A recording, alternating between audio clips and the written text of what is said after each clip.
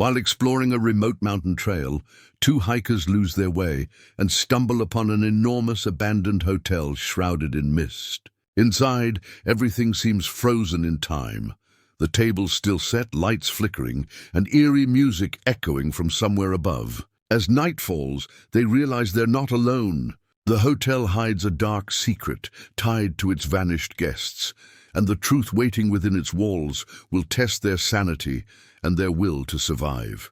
What started as a simple hiking trip becomes a nightmare of survival against forces beyond their understanding. The mountain hotel holds secrets that some people died to protect and others killed to hide. But what they discover in the hotel's deepest chambers will change everything they thought they knew about the missing guests and the true reason this place was abandoned.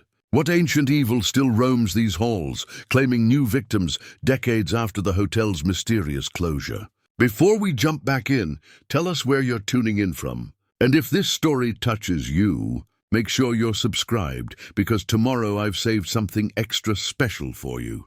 The trail map crackled in the mountain wind as David Chen held it steady against a granite boulder. At 31, the geology professor had hiked these Montana peaks dozens of times, but something about today felt different. The weathered fragment of paper, torn and yellowed with age, showed a route that didn't match any of the official trail markers they'd passed. "This doesn't make sense," David muttered, adjusting his wire-rimmed glasses as he studied the faded ink lines. "According to this, there should be a trail junction about half a mile ahead. But I've never seen one there." His hiking partner, Marcus Torres, dropped his heavy photography pack and pulled out a water bottle. At 28, Marcus had the lean build of someone who spent more time outdoors than behind a desk, his dark hair already damp with sweat, despite the cool mountain air. His expensive camera equipment suggested this wasn't just a casual weekend hike. "Maybe it's an old trail that got abandoned," Marcus suggested, wiping his forehead with the back of his hand. "You know how these mountain routes change over the years?" David had found the map fragment that morning, caught against a pine tree about 2 miles back. Something about its aged appearance intrigued his academic mind. The paper felt brittle, like it had been exposed to decades of weather, yet the ink remained surprisingly clear. Most puzzling were the hand-drawn additions someone had made in faded pencil, notes about elevation changes and what looked like warnings written in cramped handwriting. "Look at this notation," David said, pointing to a scribbled note in the margin. "It says Grand Vista Mountain Resort, closed 1967. I've never heard of any resort up here." Marcus shouldered his pack again, the camera gear rattling softly. "Probably some old hunting lodge that went under." You know how these remote places struggle to stay profitable. The October air carried the crisp bite of approaching winter, and both men wore layers that could be adjusted as the day progressed. David's academic precision showed in his methodical packing. Emergency supplies, organized in labeled compartments, backup equipment for everything essential. Marcus traveled lighter, but carried thousands of dollars worth of photography gear, his artistic eye already cataloging the dramatic lighting conditions as clouds gathered overhead. They had been hiking since dawn, following a route that would take them to a remote peak David wanted to examine for his research on glacial geology. The university had approved his sabbatical project studying climate change effects on high-altitude rock formations, and Marcus had volunteered to document the expedition in exchange for access to some spectacular wilderness photography opportunities. "Weather's changing faster than predicted," Marcus observed. Glancing at the darkening sky, heavy clouds were building against the western peaks, their grey bellies promising rain or even early snow. David consulted his GPS device, frowning at the display. "That's weird. The satellite signal keeps cutting out. These units usually work fine up here." The trail they'd been following for the past hour showed signs of recent maintenance, which seemed odd for such a remote location. Someone had cleared fallen branches and reinforced erosion points with carefully placed stones. Yet they hadn't encountered any other hikers or maintenance crews. "Someone's been taking good care of this path," Marcus noted, adjusting his camera strap. Almost too good for a trail that's not on any official maps. David folded the mysterious map fragment and tucked it into his shirt pocket. His geological training made him naturally curious about anomalies, and this entire area was presenting puzzles that didn't fit his understanding of local topography. The rock formations were wrong for this elevation. The vegetation patterns seemed artificially maintained. And now this map suggested infrastructure that shouldn't exist. "We should probably turn back soon," Marcus said, though his tone suggested reluctance. The dramatic lighting conditions were perfect for the landscape photography he specialized in, and he'd already captured several promising shots. "Just a little further," David replied, consulting his compass. "According to this old map, we should reach some kind of clearing in the next half-mile. I'd like to see what's actually there." The trail began climbing more steeply, winding through dense pine forest that blocked most of the afternoon light. Their footsteps crunched on pine needles that seemed unusually thick, as if no one had disturbed them for months. Yet the trail itself remained well-defined, cutting through the forest with the kind of engineering precision that suggested professional construction. As they rounded a bend marked by a massive dead tree, both men stopped abruptly. Through the gaps in the forest canopy, something enormous loomed in the distance. Even partially obscured by mist and trees, the structure was unmistakably artificial. Too large and too geometric to be natural rock formation. "What the hell is that?" Marcus whispered, already reaching for his telephoto lens. The structure emerged from the mountain mist like something from another era. As David and Marcus climbed the final stretch of trail, the massive building revealed itself in stages. First the towering roofline with its elaborate Victorian gingerbread trim, then the wraparound porches supported by ornate columns, and finally the full imposing facade of what could only be described as a grand hotel. "Jesus Christ," Marcus breathed, lowering his camera. "That thing must be 6 stories tall." The Grand Vista Mountain Resort stretched across the clearing like a sleeping giant. Its dark wood siding had weathered to a deep charcoal gray, and many of the windows stared blindly from their frames like dead eyes. Yet despite obvious signs of abandonment, the structure appeared remarkably intact. No broken windows, no collapsed sections, no visible damage from decades of mountain weather. David pulled out his topographic maps, spreading them against a boulder. "This shouldn't be here. There's nothing on any current survey that shows a building this size." "Maybe it's too old to be on modern maps," Marcus suggested, but his voice carried uncertainty. "A structure this massive would leave traces in geological surveys, property records, satellite imagery. It couldn't simply disappear from all documentation." As they approached the front entrance, David noticed something glinting in the weak afternoon light. Hanging from a wrought iron hook beside the massive oak doors was a brass key, its surface polished to a warm glow despite the mountain air. The key was substantial, old-fashioned, with the number 237 engraved in elegant script. "Look at this," David said, lifting the key carefully. The metal felt warm against his palm, which seemed impossible given the October chill. "Room key, I think." Marcus raised his camera, the shutter clicking rapidly as he documented their discovery. "This is incredible. It's like a time capsule." "When did you say that map fragment mentioned it closed?" 1967, David replied, turning the key over in his hand. The brass showed no signs of corrosion or weather damage. If anything, it looked like it had been polished recently. The front porch stretched the full width of the building, supported by massive timber columns that would have required old-growth trees to construct. Rocking chairs sat arranged in conversational groups, their cushions faded but intact. A wooden sign hung askew beside the front doors, its carved letters still legible.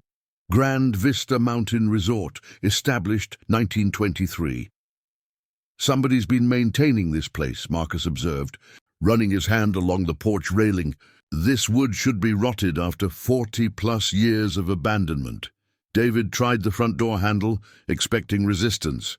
Instead, the heavy oak door swung open smoothly on well-oiled hinges. A rush of warm air flowed out, carrying scents of cedar polish and something floral, completely at odds with what they should encounter in a long-abandoned building. "That's not right," David muttered, stepping back from the entrance. "The air inside is warmer than out here. There shouldn't be any heat source." Marcus peered through the doorway, his photographer's eye taking in the scene beyond. "David, you need to see this." The lobby stretched before them in impossible preservation. A massive stone fireplace dominated one wall, cold but clean of debris. Persian rugs covered polished hardwood floors that showed no signs of water damage or decay. Leather furniture, arranged in intimate seating areas, looked as if guests had just stepped away for dinner.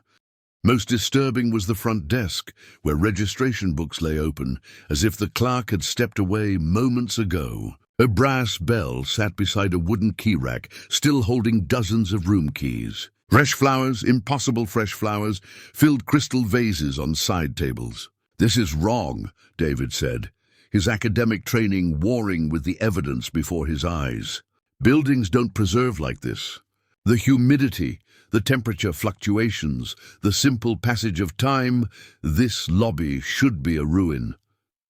Thunder rumbled overhead, and the first drops of rain began pattering against the porch roof.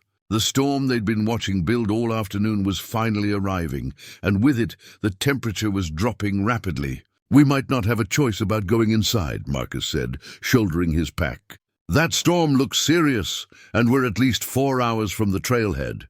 David looked at the brass key still warm in his palm, then at the mysteriously preserved lobby beyond the open door. Every rational instinct told him to turn around, hike back down the mountain regardless of the weather.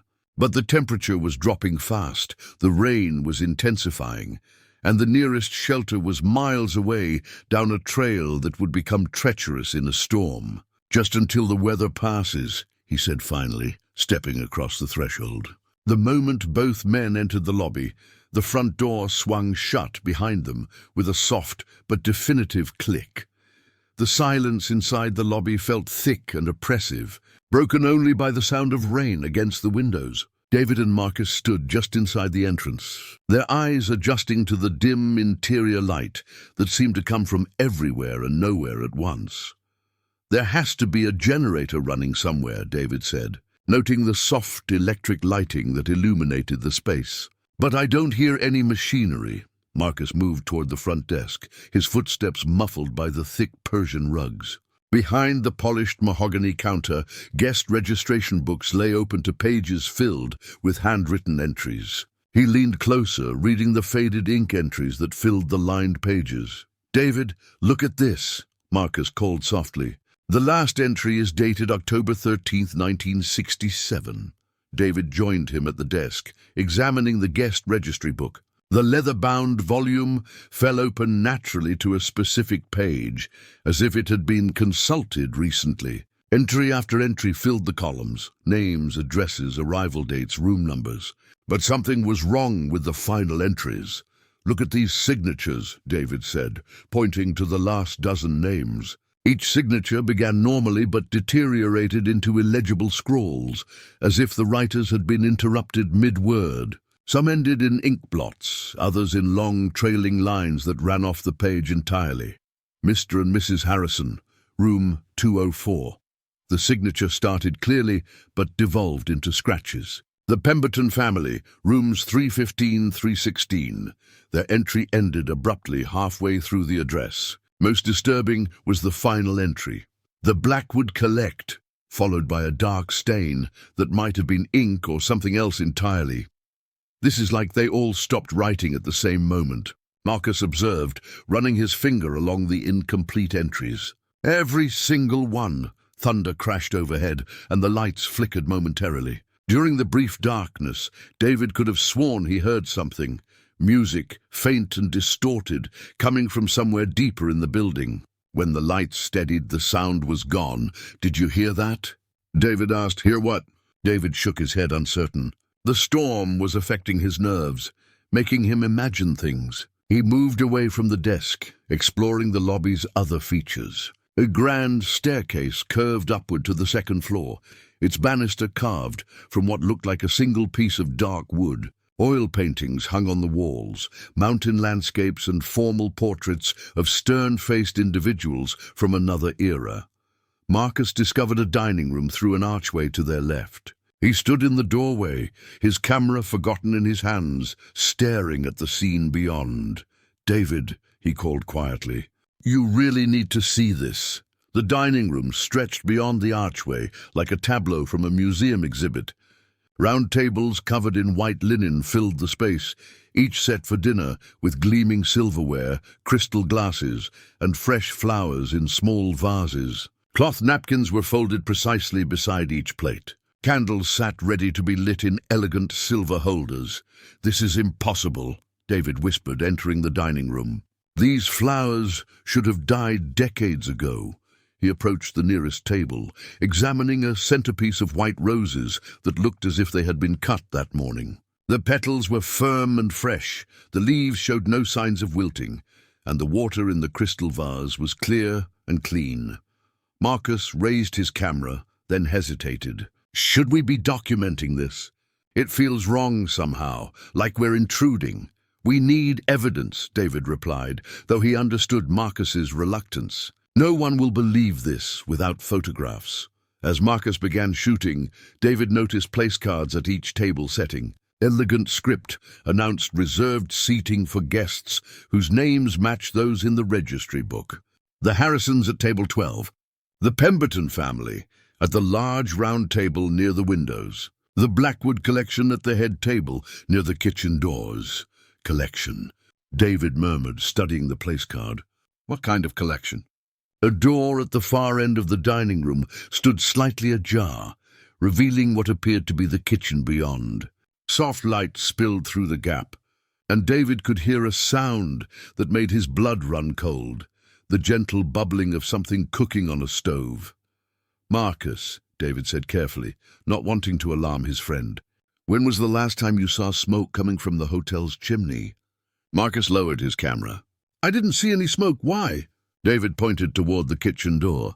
A thin wisp of steam was visible through the gap, and the unmistakable aroma of cooking food began to drift into the dining room. Something was being prepared in that kitchen, something that smelled of roast meat and herbs.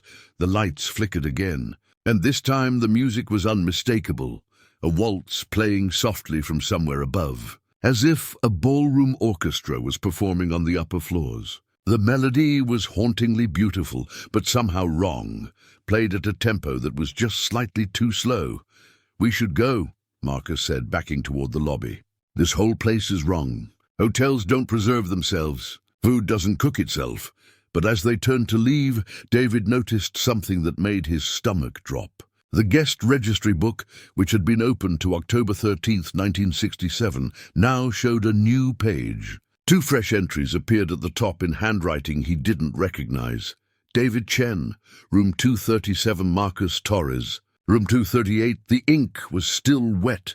The storm outside had intensified to a full mountain blizzard, with wind howling around the hotel's eaves and snow beginning to accumulate against the windows. David and Marcus sat in the lobby's leather chairs, their packs at their feet, watching the fire that had somehow ignited itself in the massive stone fireplace.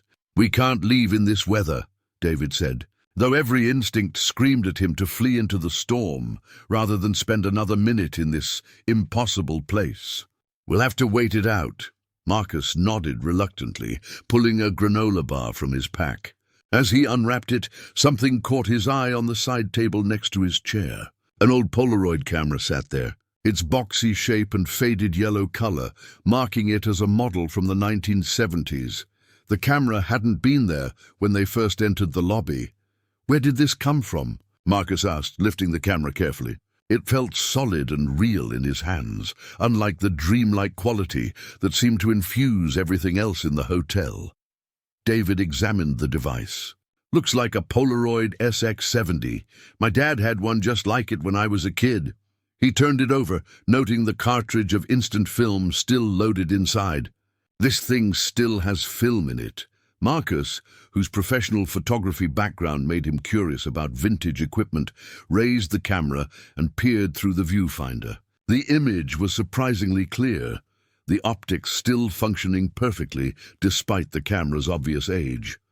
"Should still work," Marcus said. These old Polaroids were built to last. Something moved in his peripheral vision, a figure walking across the lobby toward the staircase. Marcus turned quickly but saw nothing. David was examining a hotel brochure he'd found on another side table, completely unaware of any movement. "Did you see that?" Marcus asked. "See what?" Marcus raised the Polaroid again, this time pointing it toward the staircase where he thought he'd seen the figure. Almost without thinking, he pressed the shutter button. The camera made its distinctive whirring sound as it ejected a white square of developing film. "What are you doing?" David asked, looking up from the brochure.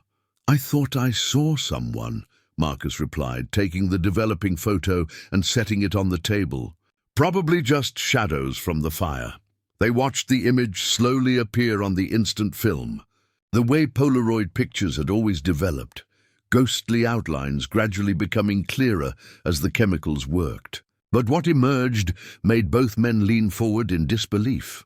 The photograph showed the lobby exactly as they saw it, with one crucial difference. On the staircase, clearly visible in the developing image, stood a woman in a 1960s evening dress. She was transparent like a double exposure, but unmistakably there. Her hand rested on the banister, and she appeared to be looking directly at the camera with an expression of desperate pleading.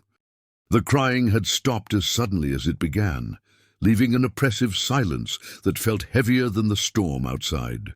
David forced himself to move, drawn by his academic instincts toward the hotel's front desk where answers might be found. Behind the polished mahogany counter, he discovered a small office space filled with filing cabinets and business ledgers.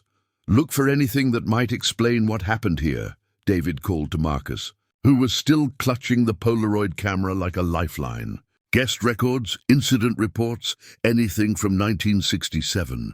Marcus joined him behind the desk, his photographer's eye cataloguing the office's contents. Everything appeared frozen in time.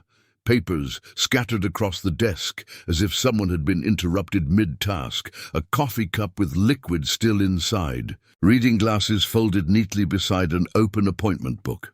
David pulled open the top drawer of the main filing cabinet, finding it packed with manila folders organized by year. His fingers walked back through the decades until he reached the files marked 1967. The folder was thick, stuffed with documents that had been handled frequently based on their worn edges. "Here," David said, extracting a yellowed police report. "Missing Persons Investigation, Grand Vista Mountain Resort, October 14, 1967. The document was official, bearing the letterhead of the Montana State Police. David read aloud as Marcus looked over his shoulder, both men struggling to process the information in the flickering light. On the morning of October 14, 1967, state police responded to reports of suspicious circumstances at the Grand Vista Mountain Resort. Resort staff from the nearby Timber Lodge had become concerned when no guests appeared for scheduled transportation to town, and telephone calls to the resort went unanswered. David turned the page, his voice growing quieter. Upon arrival, investigating officers found the resort apparently abandoned, with no guests or staff present. However, evidence suggested that 127 registered guests and 34 staff members had been present the previous evening. Personal belongings, luggage, and vehicles remained on the property, but no individuals could be located. 127 people, Marcus whispered. "They all just vanished?" The report continued with methodical police detail. Rooms showed signs of recent occupancy. Meals were partially consumed in the dining room. Cars remained in the parking area with keys still in ignitions. Most disturbing were the signs of sudden interruption. Dinners left half-eaten, baths drawn but unused, books open with reading glasses still marking pages. David found another document clipped to the police report, a statement from the resort's owner, one Cornelius Blackwood. The statement was brief and evasive, claiming he had been away on business during the incident and had no knowledge of what might have happened to his guests and staff. "Blackwood," Marcus said, remembering the place card from the dining room. The head table was reserved for the Blackwood collection. Additional pages revealed the investigation's scope and ultimate failure. State and federal authorities had conducted extensive searches of the surrounding wilderness. Tracker dogs found no scent trails leading away from the hotel. Aircraft searched thousands of acres of mountain terrain. No bodies were ever found, no evidence of mass exodus discovered. The case was officially closed in 1969, David read from the final summary. No evidence of foul play could be established, though the simultaneous disappearance of 161 individuals remains unexplained. The resort was permanently shuttered following the incident. Marcus discovered another folder containing newspaper clippings from the period. Headlines screamed variations of "Mountain Resort," "Mystery," and "161 Vanish Without Trace." But the most chilling article was from a local paper dated 6 months before the mass disappearance. "Listen to this," Marcus said, reading from a yellowed clipping. Local Native American tribal leader Joseph Running Bear warns visitors to avoid the Grand Vista Resort, claiming the land is cursed and should never have been developed for commercial use. Running Bear states that his people have avoided the area for generations due to hungry spirits that steal the breath of the living. The article went on to quote Blackwood's dismissive response to the tribal warnings, calling them primitive superstitions that have no place in modern hospitality business.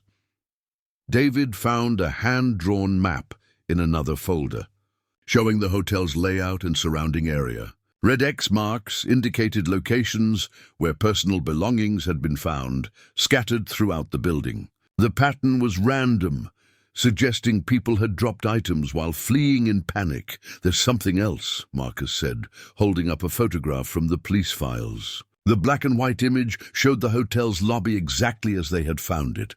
Furniture in perfect arrangement, flowers fresh in vases, everything pristine and waiting. This was taken 3 days after the disappearance, Marcus read from the photo's caption. But look at the date stamp. The photograph was identical to their current surroundings, down to the smallest details. The hotel had looked exactly the same in 1967 as it did now, preserved in impossible perfection despite decades of abandonment. A new folder contained correspondence between various government agencies. The FBI had taken interest due to the scale of the disappearance. Geological surveys had been conducted to determine if natural phenomena might explain the incident.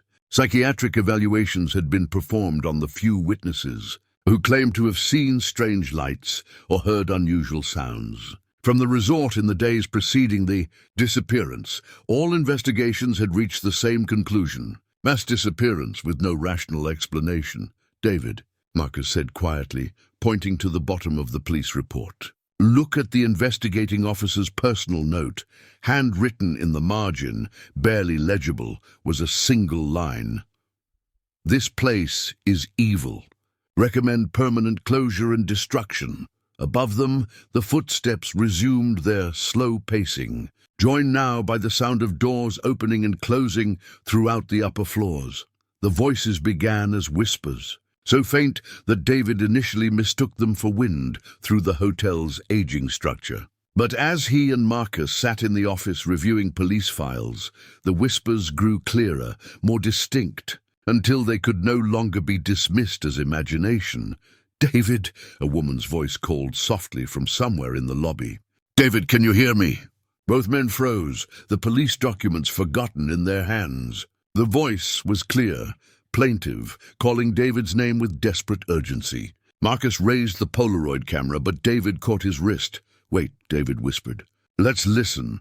We've been waiting so long," another voice joined the first, this one belonging to a man with a slight accent. "Please, you have to help us." Marcus discovered the source of some voices when he noticed an old transistor radio sitting on a shelf behind the desk. The device was definitely from the 1960s, its plastic case yellowed with age and its analog dial glowing softly in the dim light. Static crackled from its speaker, but underneath the white noise, voices emerged with increasing clarity. "The children are crying again," a woman's voice said through the radio speaker. "Someone needs to comfort the children." "It's October 13th, another voice added, heavy with resignation. "It's always October 13th here." David approached the radio carefully, noting that its power cord wasn't plugged into any outlet. The device was running without electricity, yet the analog dial glowed, and the voices continued their ghostly broadcast. "Marcus, are you getting this?" David called softly. Marcus was already photographing the radio with the Polaroid. When the image developed, it showed the device surrounded by translucent figures, men, women and children from the 1960s, all pressing close to the radio as if trying to communicate through its speaker. "We can't leave," a child's voice said through the static. "Mr. Blackwood won't let us leave. He promised us eternal rest," an elderly man's voice added bitterly. "But this isn't rest. This is prison." David turned the radio's volume dial, and the voices became clearer. What emerged was a collection of individual conversations, as if multiple groups of people were talking simultaneously in the same room. But underneath their words was something else, a deeper sound that made both men's skin crawl. "Listen," Marcus said, his finger hovering over the radio's tuning dial. "There's something else broadcasting." Between the human voices, another sound emerged from the static. It was rhythmic, almost musical, but wrong in every fundamental way. The tempo was too slow, the notes discordant, like a funeral march played backwards. "That's not music," David said, recognizing something in the sound that triggered primal fear. "That's a recording of the actual event. The radio is playing what happened that night." As if responding to his words, the voices on the radio changed. What had been individual conversations merged into a collective sound of terror. Screams began mixing with the discordant music, creating a cacophony that spoke of mass panic and desperate flight. "Turn it off," Marcus said, backing away from the device. But David couldn't look away. His scientific mind was captivated by the impossible nature of what they were experiencing. "It's a loop," he said, adjusting the dial to clarify the signal. The same broadcast repeating endlessly. "Listen to the pattern." The sounds cycled through distinct phases. First came normal conversation and dinner music, the ambient noise of a busy hotel dining room. Then sudden silence, followed by a single scream that triggered mass panic. The discordant music grew louder as the screaming intensified, building to a crescendo before cutting to absolute silence. After 30 seconds of dead air, the cycle began again with normal dinner conversation. "It's been broadcasting the same night for over 50 years, David realized. "The radio is trapped in October 13th, 1967, just like everything else in this place." Marcus was taking photographs of the room when he noticed something that made him lower his camera in shock. "David, the voices aren't just coming from the radio anymore. Human voices were now calling to them from throughout the hotel. From the dining room came the sound of animated conversation and clinking silverware. From the floors above, they could hear footsteps and doors opening and closing. Children's laughter echoed from somewhere deep in the building. "David Chen," a woman's voice called clearly from the lobby. "Marcus Torres, we know your names. We've been waiting for you." "The registry book," Marcus said, understanding. "When our names appeared, we became part of whatever's happening here."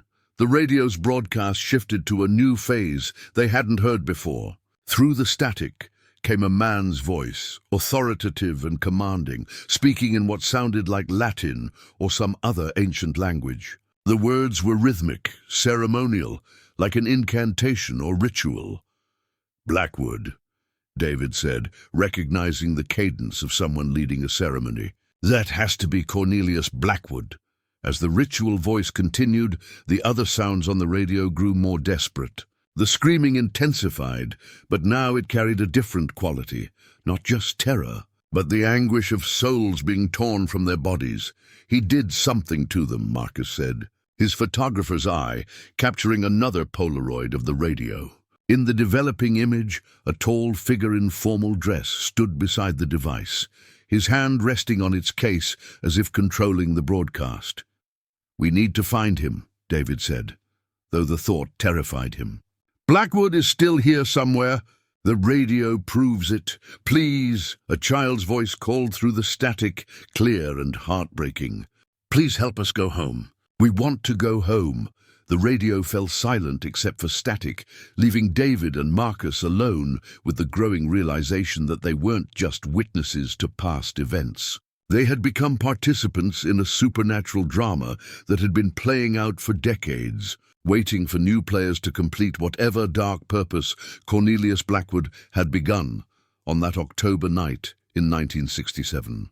The basement stairs descended into darkness that seemed to swallow their flashlight beams. David led the way, his geological training making him comfortable in underground spaces, while Marcus followed with the Polaroid camera ready. The air grew noticeably colder with each step, carrying a musty scent of old paper and something else, something organic and unpleasant. "There's a door down here," David called softly, his light revealing a heavy wooden barrier at the bottom of the stairs. The door stood slightly ajar, as if inviting exploration.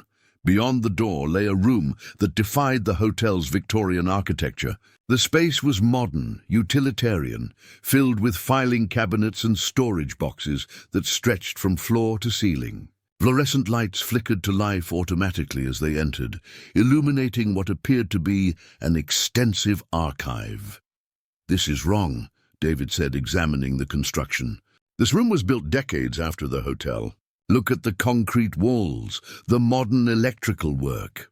Marcus was already photographing the space, his camera flash revealing details their eyes missed in the artificial lighting.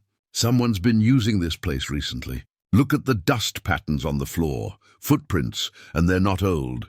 Along one wall, David discovered a detailed geological survey map unlike anything he'd seen in the police files upstairs. The map showed the mountain's underlying structure in precise detail, marking underground caverns, mineral deposits, and what appeared to be natural electromagnetic anomalies throughout the area. "This explains the location," David said, studying the geological features. The hotel was built directly over a convergence of underground water sources and mineral veins. In some cultures, places like this are considered powerful, spiritually significant. The map was marked with handwritten notes in multiple colors of ink, suggesting years of study and annotation. Red marks indicated high-energy zones, while blue marks showed successful manifestation points. Most disturbing were the black marks scattered throughout the underground areas, labeled simply as feeding stations. Marcus found boxes of documents that revealed the true scope of Blackwood's activities. Financial records showed the hotel had never been profitable as a legitimate business. Instead, vast sums of money had been spent on what the ledgers euphemistically called research and development. "Look at these purchase orders," Marcus said, holding up invoices for strange equipment. Electromagnetic field generators, something called psychic amplification devices, brilliant materials for what they describe as containment circles. David discovered correspondence between Blackwood and various academic institutions. Letters from universities discussed research into supernatural energy harvesting and the scientific basis of spiritual imprisonment. Several prominent scientists had apparently visited the hotel in the months before the mass disappearance. Though their names had been carefully redacted from most documents, he was trying to prove something, David realized, reading through research notes written in Blackwood's precise handwriting. Look at this. He believed the geological features here could be used to trap and harvest human life energy. The most chilling document was a detailed floor plan of the hotel showing modifications Blackwood had made to the original structure. Hidden rooms had been built throughout the building, connected by concealed passages. Each room was marked with symbols that looked like they belonged in an occult textbook, rather than architectural drawings. "Ritual chambers," Marcus said, examining the plans. He turned the entire hotel into some kind of supernatural machine. A filing cabinet labeled Subject Records contained individual folders for each guest who had stayed at the hotel in the months leading up to the mass disappearance. The files read like psychological profiles, documenting each person's emotional state, spiritual beliefs, and what Blackwood called their psychic resonance levels. He was selecting them, David said with growing horror.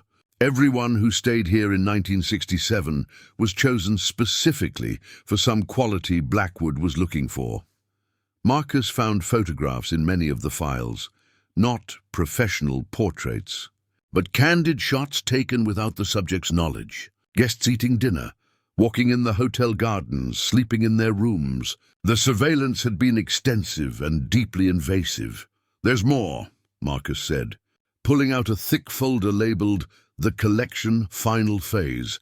Inside were detailed notes about the October 13th event, written as if it were a scientific experiment rather than mass murder. The notes described the careful timing required to harvest maximum spiritual energy during the autumn equinox. Transition. Blackwood had calculated that 127 souls, trapped simultaneously at the moment of death, would provide enough power to achieve what he called corporeal transcendence. "He's trying to become immortal," David said, his scientific mind struggling to process the pseudo-scientific theories that filled Blackwood's notes. He believes he can use the trapped souls as a power source to maintain his own life indefinitely. The final page of Blackwood's notes contained a hand-drawn diagram showing the hotel's position relative to underground energy fields. According to his calculations, the building sat at the intersection of three major spiritual ley lines that amplified supernatural phenomena. But most disturbing was the notation at the bottom of the page. Secondary harvest scheduled for optimal conditions. New subjects acquired October 2024. Energy levels sufficient for final transformation. October 2024, Marcus whispered. "That's now. We're the new subjects." A sound from above froze both men, footsteps crossing the lobby floor directly overhead, accompanied by a voice they hadn't heard before. Deep, commanding, and unmistakably alive. "Welcome, gentlemen," the voice called down through the hotel's ventilation system. "I've been waiting so long for suitable additions to my collection." The voice belonged to Cornelius Blackwood, and he was very much still alive.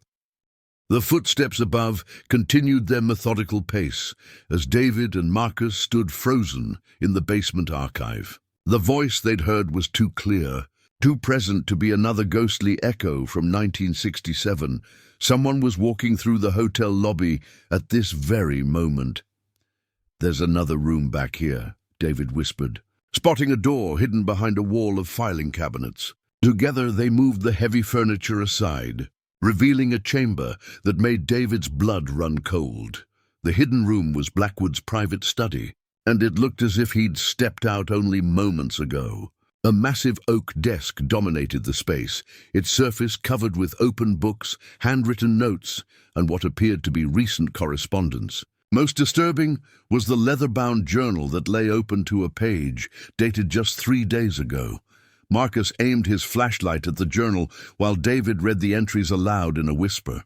The handwriting was the same precise script they'd seen in the 1967 documents, but the ink was fresh and the paper new. October 10, 2024. The new subjects have taken the bait perfectly. The trail map fragment placed exactly where Chen would find it during his geological survey. His academic curiosity and Torres's artistic ambitions make them ideal candidates for the final phase. David's hands shook as he turned to the next entry. October 11, 2024. Weather manipulation proceeding as planned. The storm will ensure they seek shelter exactly as the Harrison family did in 1967. The pattern repeats with beautiful precision. "He's been controlling everything," Marcus breathed. "Taking Polaroid photos of the journal pages, the map, the storm, even us finding this place." The journal revealed the horrifying scope of Blackwood's planning. For months, he had been studying David's geological research and Marcus's photography work.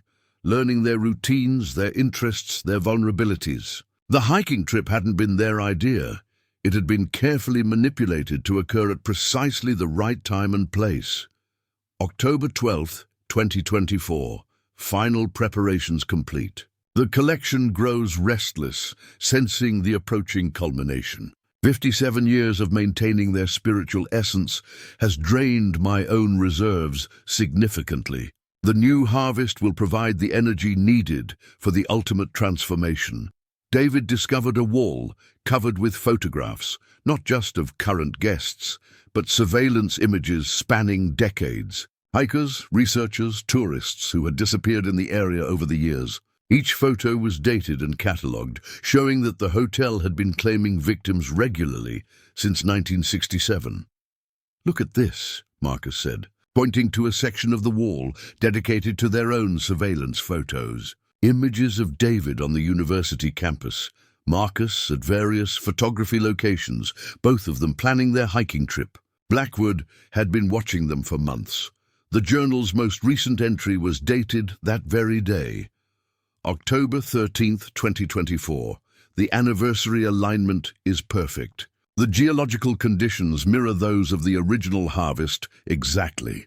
Jen's scientific mind and Torres's artistic sensitivity will provide the final spiritual components needed to complete my work. At midnight, when the barriers between life and death grow thin, I will claim my immortality. Marcus found a detailed map of the hotel showing Blackwood's current location. According to his notes, he spent daylight hours in a specially constructed chamber on the 4th floor, protected by what he called spiritual shielding that kept the trapped souls from reaching him.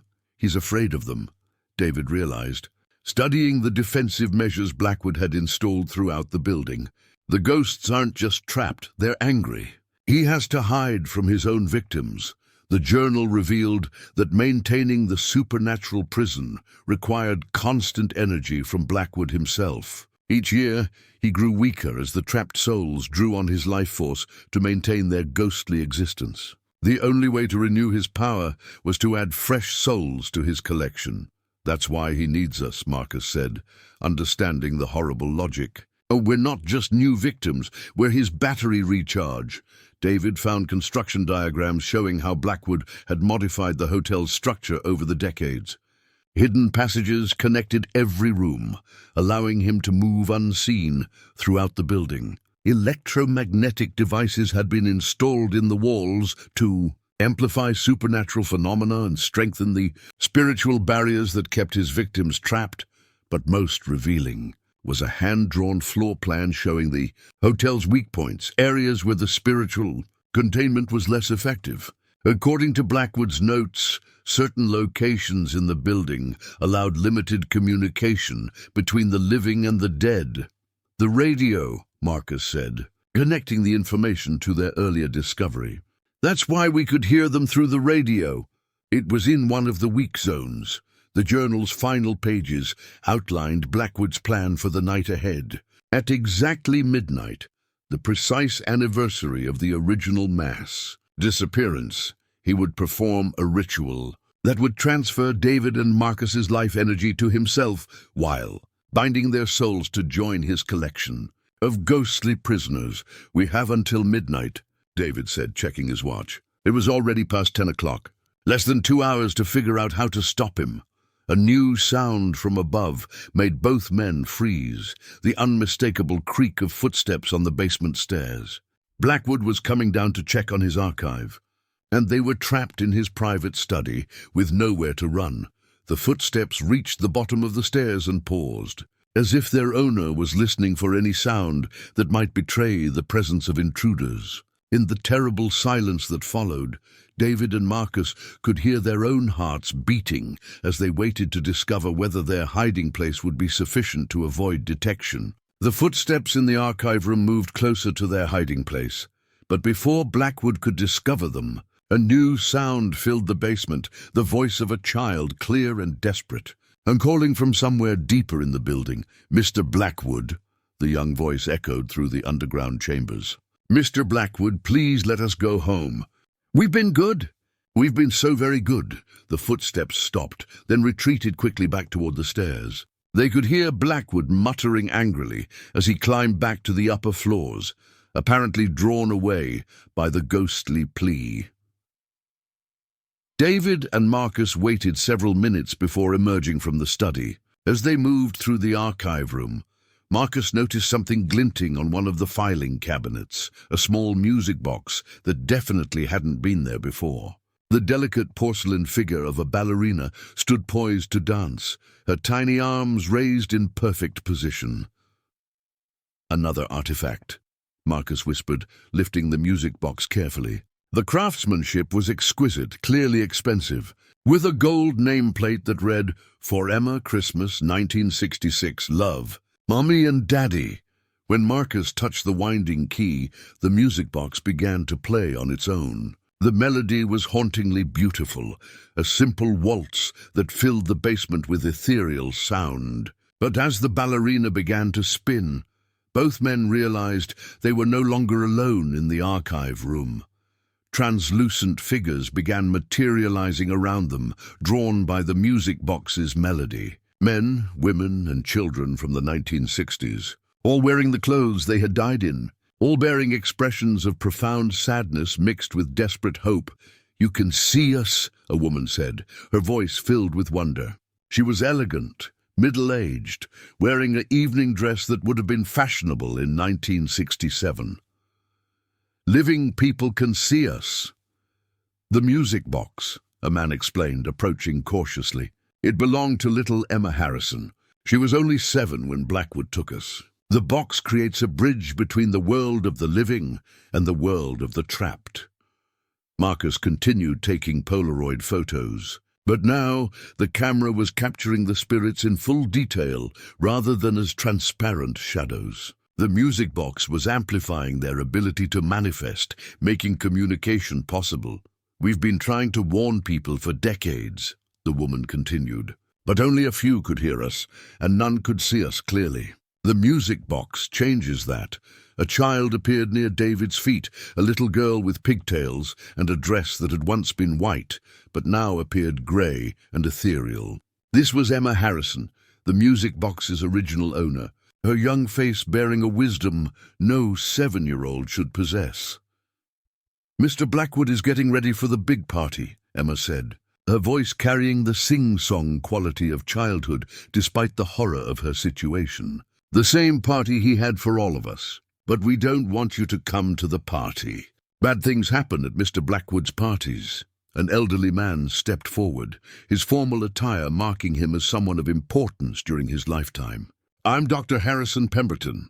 I was a psychiatrist here with my family for what we thought was a vacation. Blackwood had been corresponding with me about research into consciousness and the survival of personality after death. He lured us here," another voice added, a younger man in a business suit. "All of us had something he needed. Scientists, artists, people with what he called strong spiritual resonance. We were his raw materials." David listened as the spirits shared their stories. Each had been carefully selected by Blackwood for specific qualities: intellectual capability, creative energy, emotional depth. The mass disappearance hadn't been random. It had been a precisely orchestrated harvest of human potential. "What does he want with us specifically?" Marcus asked, though he suspected he already knew the answer. "Your geological knowledge," Dr. Pemberton explained to David. "Blackwood needs someone who understands the Earth's energy patterns to help him extend his influence beyond this mountain. And your photographic abilities," he said to Marcus, "will help him document and control the spiritual manifestations he creates." Emma tugged on David's sleeve with ghostly fingers that felt like cold mist. "We tried to fight him the first time, but we didn't know what was happening until it was too late. You still have time. You're still alive. The ritual requires willing participation," Dr. Pemberton added.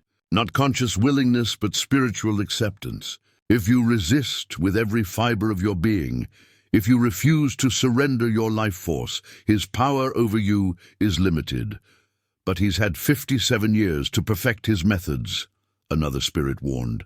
He's much stronger now than he was when he took us. The music box began to wind down, its melody growing slower and more distorted. As the music faded, the spirits began to fade as well, their forms becoming less substantial. "Find the ritual chamber," Dr. Pemberton called as his voice grew distant. "Destroy the focal points of his power. The obsidian altar, the binding circles, the soul gems. Break his connection to the spiritual energy he's stolen. And remember," Emma's voice whispered as she disappeared completely, "we're all still here. When the time comes to fight, you won't be alone." The music box fell silent, leaving David and Marcus alone in the basement archive. But they were no longer ignorant victims, walking blindly towards slaughter. They now had allies among the dead, a knowledge of their enemies' weaknesses. The real battle was about to begin. Armed with knowledge from the trapped spirits, David and Marcus made their way back through the hotel's basement levels, searching for the ritual chamber Dr. Pemberton had mentioned. Hidden behind what appeared to be a maintenance panel, they discovered a narrow passage that led deeper underground than the hotel's official blueprints showed. The passage descended through natural rock formations, suggesting it had been carved into the mountain itself, rather than constructed as part of the hotel. Their flashlight beams revealed ancient-looking symbols carved into the stone walls, designs that predated any European settlement in the area. "These markings are Native American," David observed, running his fingers over the carved symbols. "But they're much older than anything I've seen in regional archaeological surveys." The passage opened into a vast underground chamber that took their breath away. The space was enormous, with a domed ceiling that disappeared into darkness above their heads. But what dominated the chamber was the obsidian altar at its center, a massive black stone that seemed to absorb their flashlight beams rather than reflect them. The altar was carved from a single piece of volcanic glass, its surface polished to mirror smoothness despite its obvious age. Symbols covered every inch of its surface, some carved deep into the stone, others painted in what looked like dried blood. The craftsmanship was extraordinary, suggesting both ancient origin and recent modification. "This is impossible," David said, his geological training warring with the evidence before his eyes. "Obsidian this size doesn't exist naturally. This would require volcanic activity that never occurred in this region."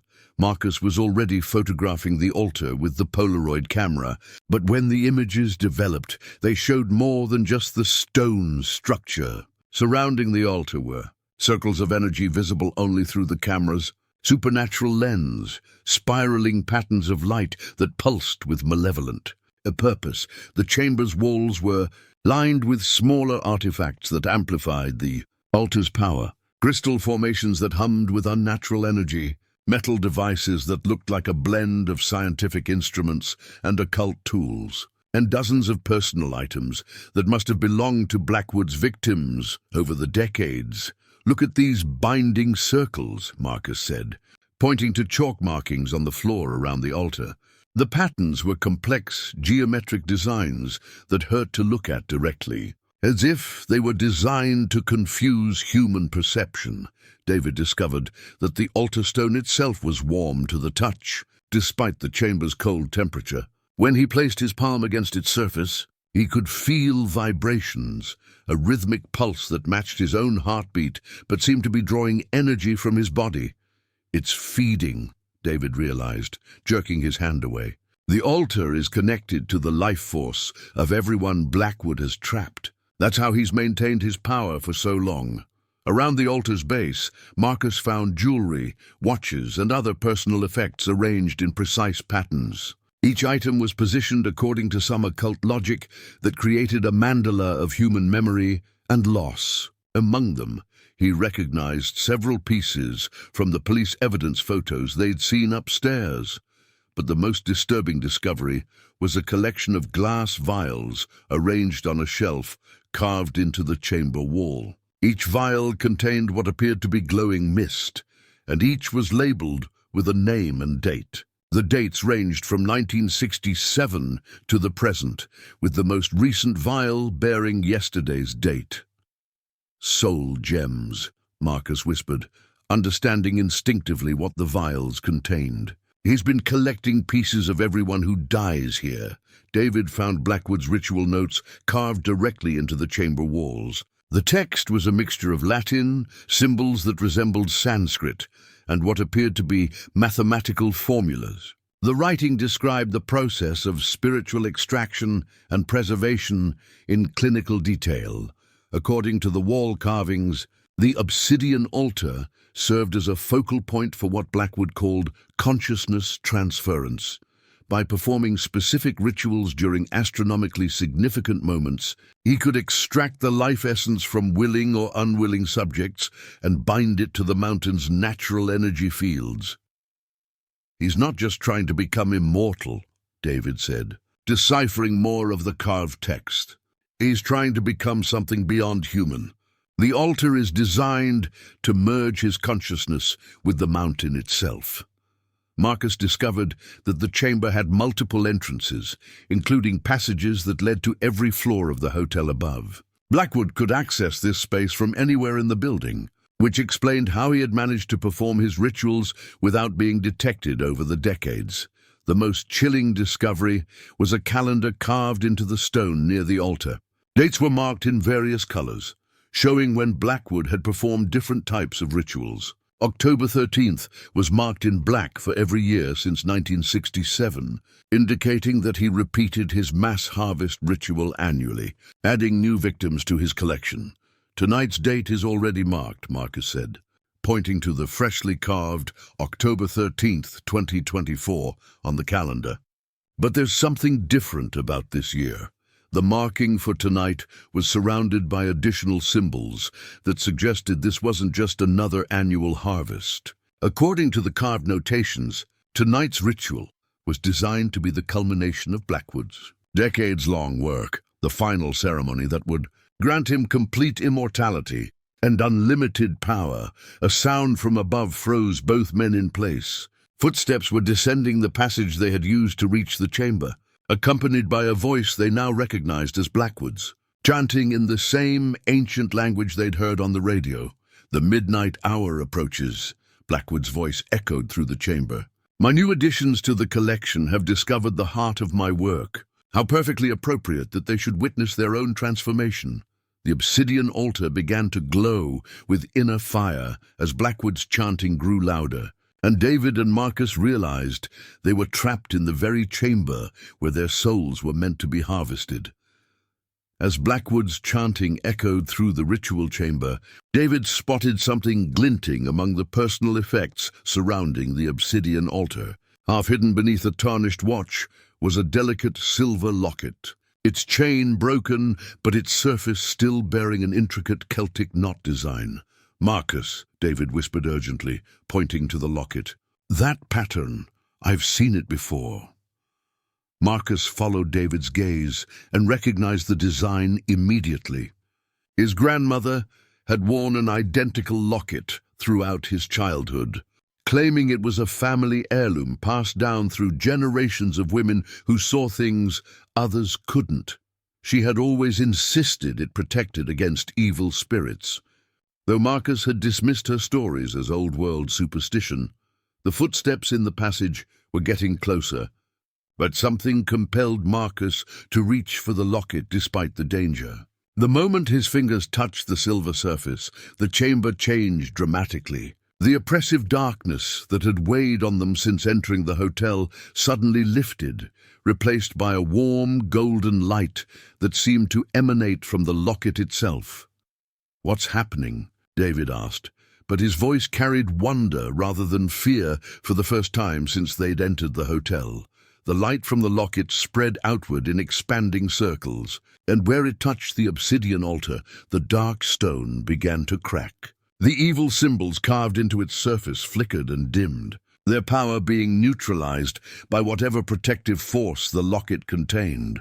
Marcus felt a presence behind him and turned to see a woman in early 20th century dress, her face kind but determined.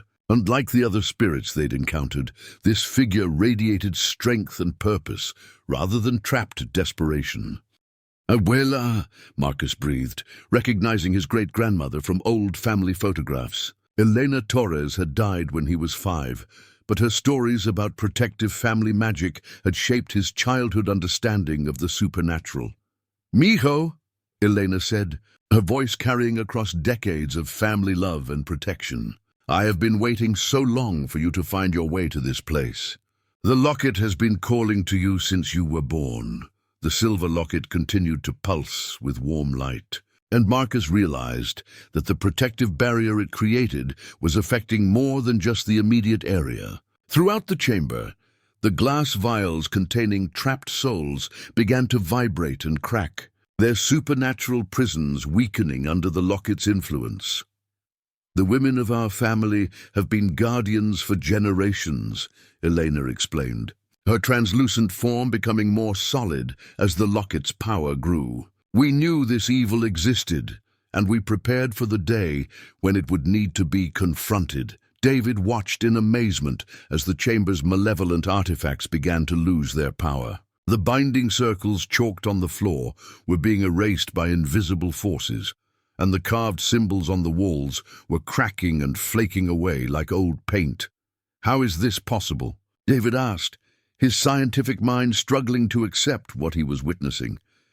"Faith passed down through blood," Elena replied. "Love that transcends death. The locket contains the prayers and protection of 12 generations of women who stood against darkness. It was blessed by healers and holy people, charged with the life force of mothers protecting their children."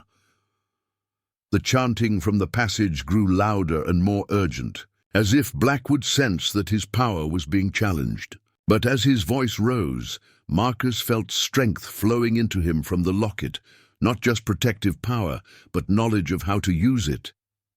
"He feeds on fear and despair," Eleanor continued, "but the locket channels hope and love. These are forces he cannot understand or overcome because he chose to abandon his humanity long ago." Marcus found himself moving toward the obsidian altar with confidence he didn't know he possessed. The locket's light grew brighter as he approached the dark stone, and where the silver radiance touched the altar's surface, the obsidian began to dissolve like sugar in water. "The altar is his anchor to this world," Elena explained. "Destroy it, and his power over the trapped souls will be broken. But be warned, he will fight with everything he has remaining." David joined Marcus at the altar, and together they placed their hands on the obsidian surface. The stone was no longer warm, but burning cold, fighting against the locket's protective influence. Through their palms, they could feel the anguish of every soul Blackwood had trapped over the decades, a psychic scream of accumulated suffering that nearly overwhelmed their senses. "Hold on," Elena urged them. "You are not alone in this. Every spirit he has imprisoned is lending you their strength." The chamber filled with new presences, not the malevolent energy that had characterized the hotel, but the grateful spirits of Blackwood's victims joining their power to the locket's protective force. Dr. Pemberton appeared beside David, adding his scientific understanding to their efforts. Little Emma Harrison materialized near Marcus, her innocent spirit providing pure, uncorrupted energy. "Now," Elena commanded, "while his attention is focused on reaching you, strike at the heart of his power." The obsidian altar cracked down its center with a sound like thunder, and brilliant light poured from the fissure. The glass vials containing soul fragments shattered simultaneously, releasing decades of trapped spiritual energy into the chamber. From the passage came a roar of rage that shook the mountain itself as Cornelius Blackwood realized his carefully constructed supernatural prison was collapsing around him. "You cannot stop what I have built." His voice echoed through the chamber, no longer cultured and controlled, but raw with desperate fury. "I am beyond death. I am beyond time." But Marcus felt his great-grandmother's hand on his shoulder, solid and warm despite her ghostly nature, and knew that some things were indeed beyond death: love, family, and the determination to protect those who come after. As the obsidian altar cracked and spiritual energy flooded the chamber, David noticed something else among the scattered artifacts, a carved bone whistle lying beside what appeared to be a medicine bundle wrapped in faded leather. The whistle was yellowed with age and decorated with intricate patterns that seemed to move in the shifting light. That doesn't belong to Blackwood, David realized, his geological knowledge extending to archaeological artifacts. That's Native American, probably Crow or Blackfoot, and much older than anything else here. Marcus picked up the whistle carefully, noting that unlike Blackwood's collection of stolen soul fragments, this artifact radiated a different kind of power, ancient, natural, and fundamentally opposed to the artificial corruption surrounding them. Elena's spirit form nodded approvingly. The indigenous peoples of this land knew about this place long before the white man came. They put protections here, warnings that were ignored when the hotel was built. As if responding to Elena's words, new spirits began materializing in the chamber, not the tortured victims of Blackwood's rituals, but older presences that belonged to the mountain itself. Native American warriors and medicine men, their forms more solid and powerful than the hotel's trapped souls. An elderly Native American man stepped forward, his traditional dress marking him as a shaman or spiritual leader. When he spoke, his voice carried the authority of someone accustomed to dealing with supernatural threats. "I am Joseph Running Bear," he said, and Marcus recognized the name from the newspaper clipping they'd found earlier. "My people have guarded this place for generations, keeping the hungry spirits contained. But the white man's greed broke our protections and fed the darkness." David understood that they were witnessing something unprecedented, the convergence of multiple spiritual traditions united against a common enemy. Blackwood's corruption had violated sacred ground, drawing the attention of forces far older and more powerful than his Victorian occultism. "The whistle calls upon the spirits of earth and wind," Running Bear explained to Marcus. "But it requires one who stands between worlds, someone with both white and native blood flowing in their veins." Marcus felt a shock of recognition. His mother had always been vague about his father's ancestry, but family photos showed features that suggested mixed heritage. The protective traditions Elena had passed down through the maternal line might not have been the only spiritual inheritance in his bloodline. "How did you know?" Marcus asked. "The mountain told us you were coming," Running Bear replied. "Not the corrupt one's planning, but older prophecies that spoke of a time when the imprisoned spirits would find release through one who carries the blood of both peoples." The bone whistle felt warm in Marcus's hands, and when he raised it to his lips, the sound that emerged was unlike anything he'd ever heard. The note was deep and resonant, seeming to come from the mountain itself rather than the small carved instrument. The whistle's call triggered an immediate response from the natural world outside the hotel. Through the chamber's stone walls, they could hear wind beginning to howl through the mountain peaks, but this wasn't the random fury of a storm. The wind patterns were organized, purposeful, as if the mountain itself was awakening to drive out the corruption that had poisoned it for decades. David felt the chamber's foundations shifting as natural forces began to reclaim the space that Blackwood had perverted for his rituals. Cracks appeared in the walls where artificial symbols had been carved, and clean mountain air began flowing through the fissures, carrying away the stench of spiritual decay. "The earth spirits are angry," Running Bear observed with satisfaction. "They have waited so long to cleanse this place. The whistle gives them permission to act without harming the innocent." Above them, they could hear Blackwood's voice, rising in panic as his carefully controlled environment began to collapse. The supernatural prison he had built was being dismantled by forces beyond his understanding or control, the same natural powers the original inhabitants had tried. To warn against disturbing, Marcus continued to play the whistle, each note seeming to awaken new allies.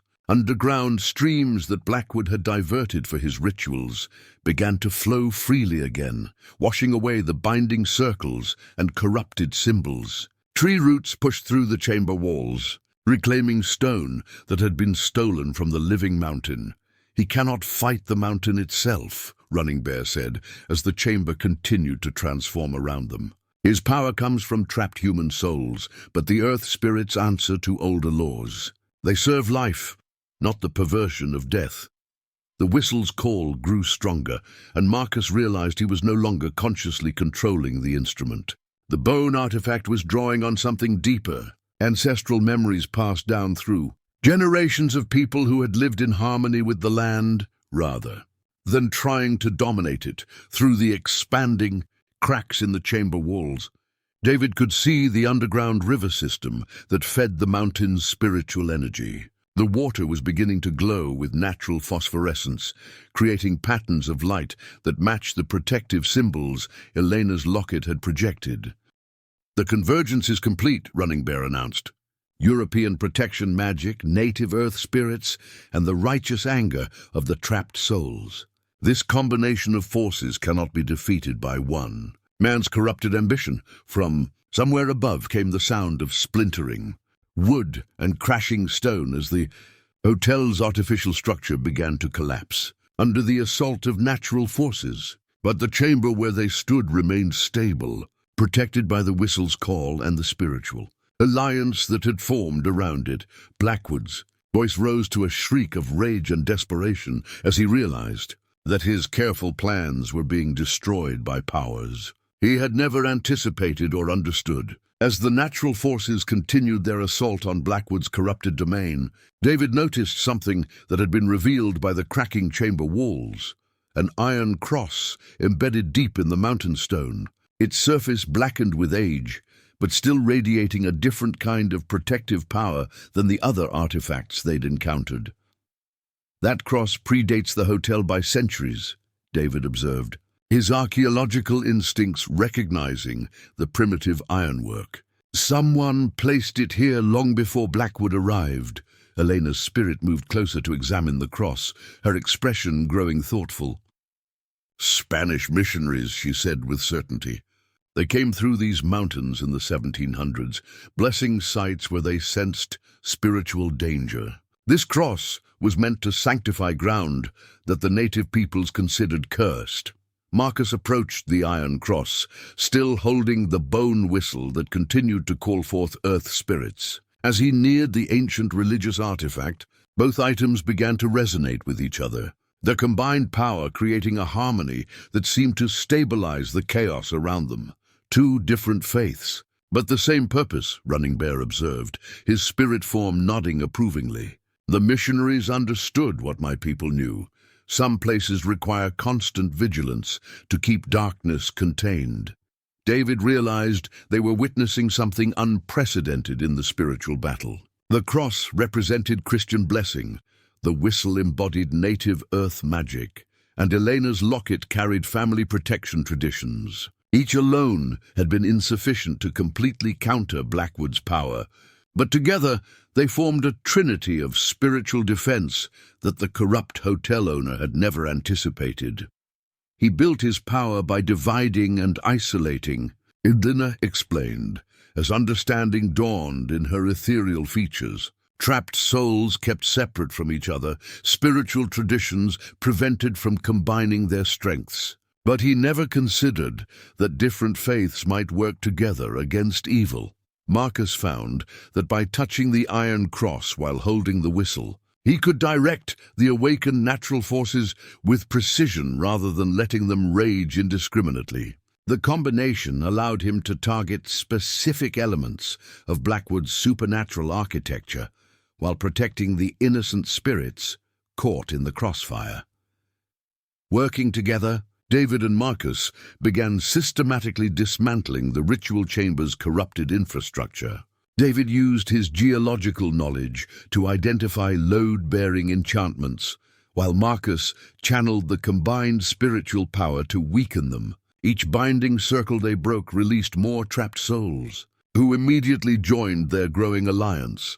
The Iron Cross served as an anchor point for their efforts, its blessed metal providing a stable foundation that kept them grounded while dealing with supernatural forces that might otherwise have overwhelmed their human minds. When the spiritual energy grew too intense, they could touch the cross and feel their sanity restored by its ancient blessing.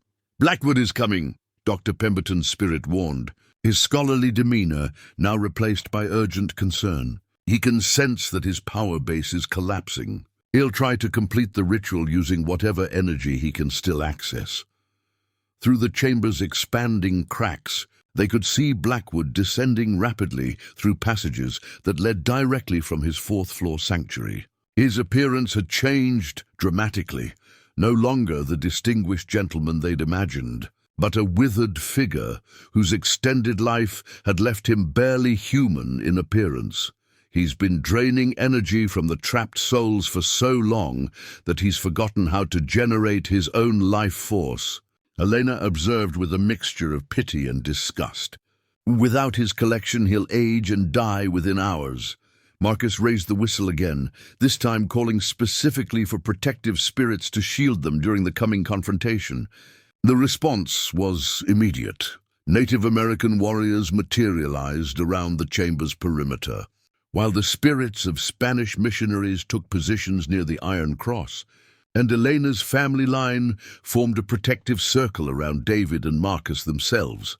But it was the hotel's original victims who provided the most determined protection. Led by Dr. Pemberton and little Emma Harrison, the trapped souls arranged themselves between their living allies and the passages through which Blackwood would approach.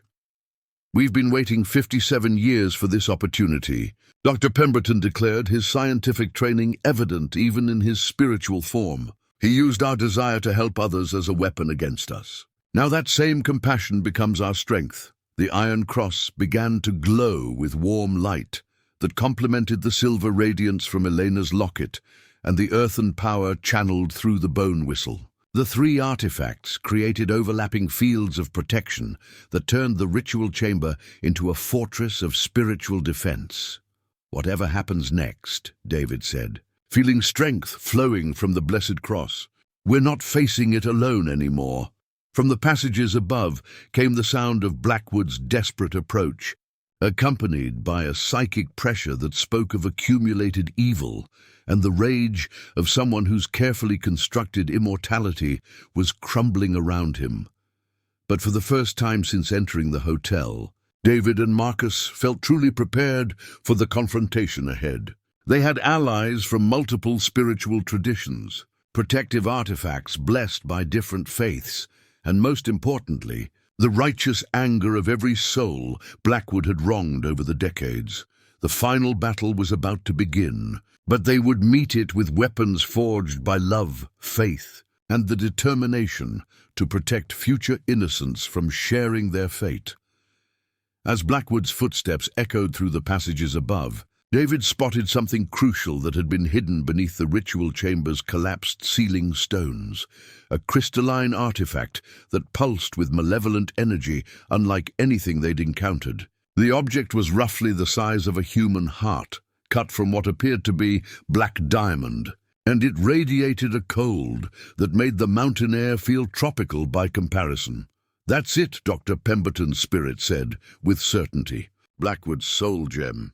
The repository for his own life essence. He would have hidden it here as insurance against exactly this kind of spiritual uprising, Marcus, and could see through the Polaroid camera that the crystal was connected to every other supernatural artifact in the chamber by threads of dark energy. It served as the central control point for Blackwood's entire system of spiritual imprisonment. The source from which he drew power, and the anchor that kept his extended existence stable. "If we destroy that," Elena observed, her protective instincts making her both hopeful and cautious, "he loses everything. But touching it directly would probably kill any living person. The concentration of stolen life force is too intense. The crystalline soul gem sat in a depression carved specifically to hold it, surrounded by symbols that hurt to look at directly. Even from several feet away, David could feel it trying to drain energy from his body. pulling at his life force with an hunger that had been growing for decades. How do we get close enough to destroy it without being killed? Marcus asked, though he suspected their spiritual allies already had a plan. Running Bear's ancient wisdom provided the answer. The gem can only affect the living directly, but we who are already dead can approach it safely. The question is whether we have enough collective power to shatter something that has been absorbing spiritual energy for over half a century. The plan that emerged required precise coordination between the living and the dead. David and Marcus would use their combined artifacts, the locket, whistle, and iron cross, to create a protective barrier that would weaken the soul gem's defenses. Meanwhile, the spirits would channel their released energy directly into the crystal, overloading it beyond its capacity to contain. "It's going to require sacrifice," Dr. Pemberton warned grimly. "To destroy the gem, we trapped souls will have to expend all our remaining spiritual energy. We won't survive the effort, but we'll finally be free to move on to whatever comes after." Little Emma stepped forward, her 7-year-old spirit carrying wisdom beyond her years. "We're ready, mister. We've been ready for so long. We just needed someone brave enough to help us." The sound of Blackwood's approach grew louder, accompanied by a psychic pressure that made the chamber's remaining walls crack under supernatural stress. Whatever power he was drawing on for this final assault was burning through his reserves at an unsustainable rate. "Now," Elena commanded, "before he arrives to interfere." Marcus raised the bone whistle while David grasped the iron cross. Elena's locket pulsed with silver light that combined with the other artifacts to create a barrier of protection around the soul gem. The crystalline artifact's malevolent glow dimmed slightly as the blessed items interfered with its power absorption. The trapped spirits moved in perfect synchronization, their forms becoming brighter and more substantial as they focused every particle of their existence toward a single purpose. Dr. Pemberton led the scientific minds in calculating the exact resonance frequency needed to shatter the crystal. Running Bear coordinated the earth spirits to channel natural energy into the attack. Elena marshaled the protective family magic to shield David and Marcus from the backlash.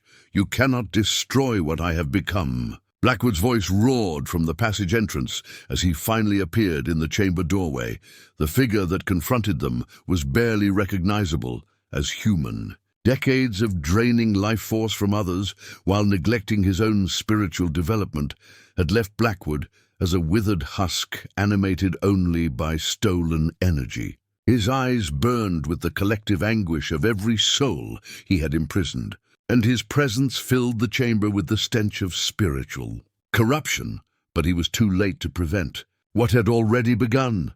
The combined spiritual assault struck the soul gem like lightning hitting a lightning rod. The crystalline artifact, designed to absorb and contain energy, was suddenly flooded with more power than it could process. Cracks appeared across its surface as decades of stolen life force fought to escape their prison. "No!" Blackwood shrieked, lunging toward the gem with desperate fury. "I am immortal. I am beyond death." The soul gem exploded in a burst of light that filled the chamber with the released essence of every person Blackwood had murdered over the decades. The spiritual energy, finally free after 57 years of imprisonment, erupted outward in a wave of pure liberation that washed over everyone present. David and Marcus felt the wave of released souls pass through them like warm wind, carrying with it the gratitude of the freed spirits and the promise that their sacrifice had meaning. One by one, the spirits began to fade, not disappearing into oblivion, but transforming into something brighter and more beautiful as they finally moved on to their deserved rest. "Thank you," Dr. Pemberton said as his form began to dissolve into light. "Take care of each other. Remember us," little Emma whispered as she too began her final journey.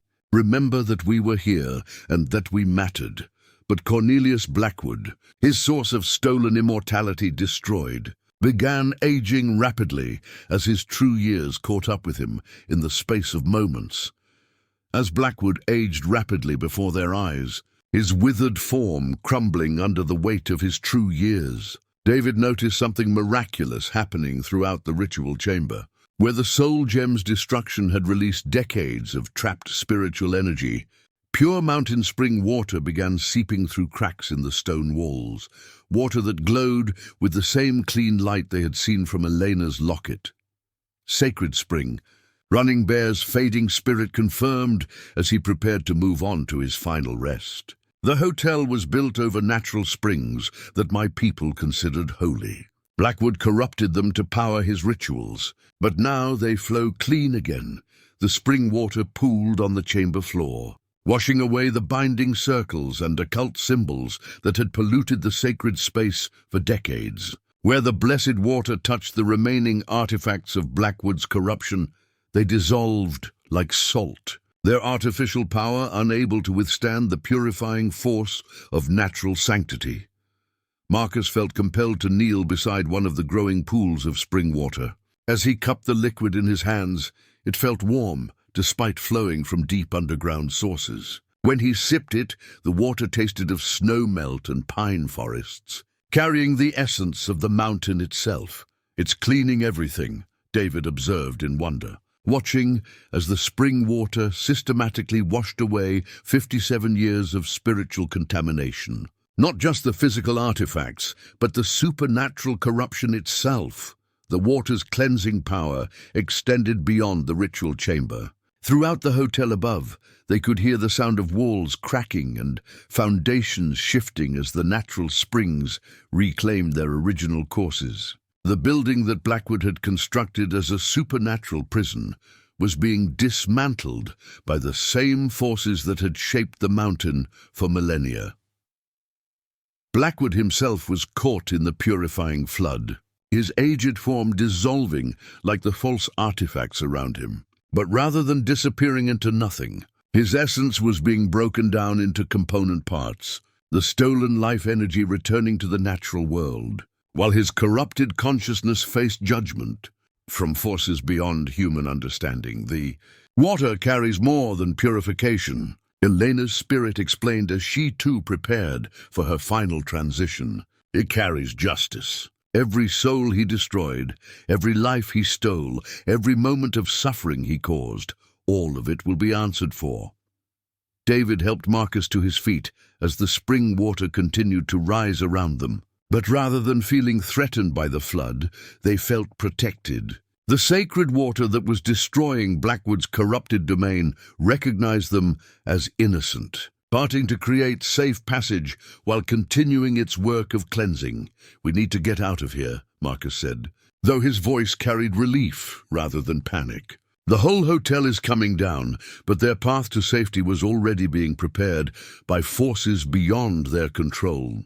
The spring water was carving new channels through the collapsing structure, creating a natural escape route that led directly to the mountain's surface. The same earth spirits that had answered the bone whistle's call were now guiding them toward freedom.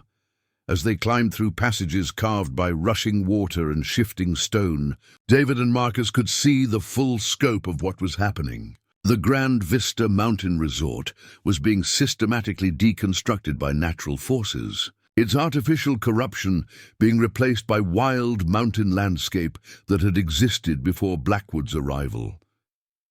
"It's like the mountain is healing itself," David said, his geological training helping him understand the transformation they were witnessing. "The springs are restoring the original drainage patterns, washing away everything that doesn't belong." Behind them, the last of Blackwood's presence was being eliminated by the sacred water. His final scream echoed through the collapsing hotel, not just the cry of a dying man, but the anguish of accumulated evil being purged from a place that should never have been corrupted. The spring water followed them as they climbed, always providing just enough depth to ease their passage while never threatening to sweep them away. It was as if the mountain itself was helping them escape the ruins of Blackwood's domain. As they neared the surface, Marcus felt the bone whistle grow warm in his hand one final time. Its purpose fulfilled, the ancient artifact was ready to return to the earth from which it had been carved. He placed it gently in the flowing spring water, and it dissolved peacefully, its power rejoining the natural forces it had always served. Elena's locket remained solid in Marcus's other hand, but its protective power had transformed, no longer needed to fight supernatural corruption. It had become a simple family heirloom again, precious for its memories rather than its magic. The Iron Cross, still clutched in David's grip, retained its blessing, but no longer burned with spiritual fire. It too had returned to being what it was originally intended to be, a symbol of faith rather than a weapon against evil.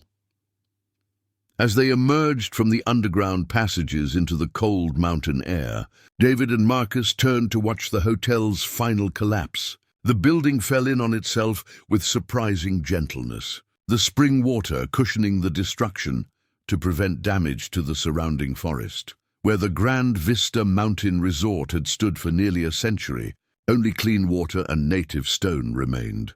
The morning sun painted the mountain peaks in shades of gold and rose as David and Marcus emerged from the underground passages onto a ledge high above where the hotel had stood.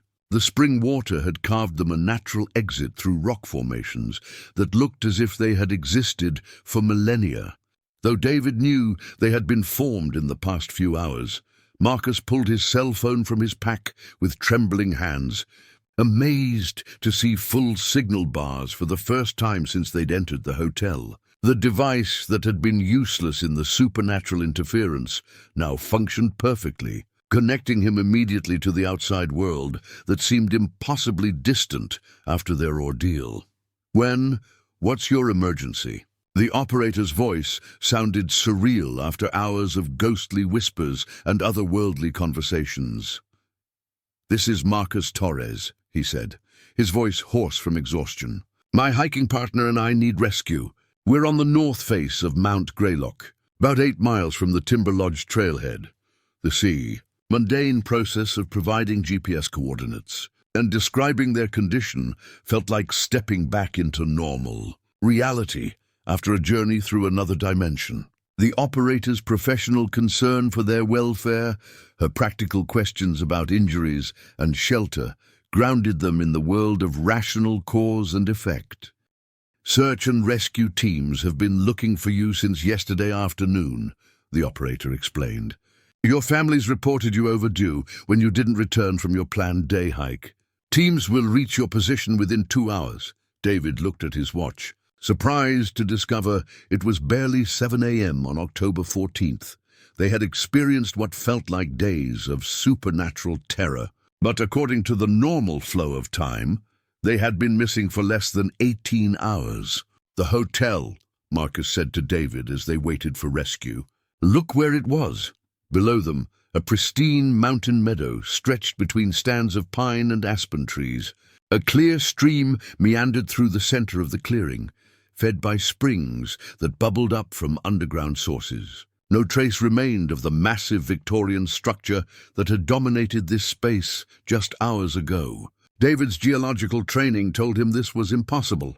A building that size should have left foundations, debris, some evidence of its existence. Instead, the landscape looked as if it had never been disturbed by human construction. Even the access road they had followed was gone, replaced by a natural game trail that deer were already using in the early morning light. "It's like it never existed," David murmured, though he could still feel Elena's locket warm in Marcus's pocket and the weight of the Iron Cross in his own backpack. The artifacts were proof that their experience had been real, even if all other evidence had been erased. Marcus took one final photograph with the Polaroid camera, aiming it at the peaceful meadow below. When the image developed, it showed only natural mountain scenery. No ghostly figures, no supernatural manifestations, no trace of the horror they had survived. "They're at peace," Marcus said, understanding that the camera's failure to capture anything unusual was actually a positive sign. "The spirits aren't trapped anymore. They've moved on." The sound of helicopter rotors echoed off the mountain peaks as the first rescue aircraft approached their position. The familiar noise of modern technology seemed almost shocking after their night of supernatural encounters, but it also brought immense relief. David waved his jacket to signal their location, watching as the helicopter circled to find a safe landing zone. Soon they would be surrounded by paramedics, rescue personnel, and concerned family members. They would need to explain their disappearance, their injuries, their obviously traumatic condition. "What do we tell them?" Marcus asked, voicing the question they both were considering. "We got lost in the storm," David replied after a moment's thought. "Took shelter in a cave system until morning. Hypothermia, exhaustion, maybe some mild hallucinations from stress and cold. It was a story that would satisfy the rational world without exposing them to questions they couldn't answer, without sounding insane. The truth about Cornelius Blackwood, the trapped souls, and the supernatural battle they had fought would remain between them. As the rescue helicopter touched down on a flat area 50 yards away, David felt a profound sense of completion. They had survived an ordeal that should have killed them, freed spirits that had been trapped for decades, and prevented future victims from sharing the same fate. "You know what's strange?"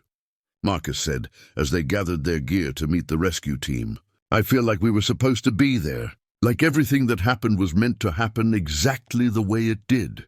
David nodded, understanding the feeling. Despite the terror and trauma, their experience had served a greater purpose. They had been instruments of justice and liberation, chosen by forces beyond their comprehension to right a terrible wrong. The rescue paramedics rushed toward them with professional efficiency, their concern focused on immediate medical needs rather than the metaphysical questions that would haunt David and Marcus for the rest of their lives. But as they were loaded into the helicopter for transport to the nearest hospital, both men knew they carried with them something more valuable than survival, the knowledge that love, courage and determination could triumph over even the darkest evil.